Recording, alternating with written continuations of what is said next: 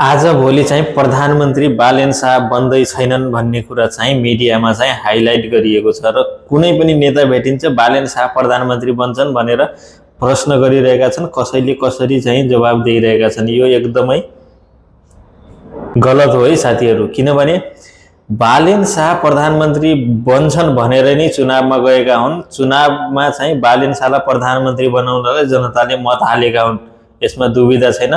यदि प्रधानमन्त्री अरूलाई नै चाहेको भए जनताले गगन थापालाई हाल्थ्यो होला। उनी पनि चिच्चाइ म प्रधानमन्त्री बन्ने भनेर चाहिँ उम्मेदवार भएका थिए।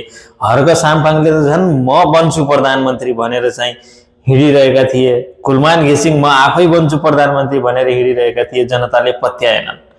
त्यसैको कारणले हामी चिच्चाइ बोलेको सुनेका थियौँ। मैले मेरो आमालाई भनेको छु, मेरो श्रीमतीलाई भनेको छु बालेनले देश बनाउँछ आमा भनेर रवि लामिछानेले भनेको सुनेको। त्यसैको कारणले भ्रमित कुराहरू र भ्रमित समाचारहरू नेपाली जनतामा ल्याउनु हुँदैन, किनभने राजनीतिक अभ्यास पनि अहिले लेख्नु पर्ने छ। राजनीतिमा बोलेका कुरा सत्य हुन्छन् भन्ने कुरा अहिले देखाउनु पर्ने छ। त्यसैले कसैले पनि यो फाल्तु कुरा गरेर नगरौँ। विश्वले उहाँ नेक्स्ट प्राइम मिनिस्टर बालेन भनेर पत्रिकामा छापिसक्यो। अब हामी यहाँ लडिरहेछौँ, कहाँबाट हुन्छ?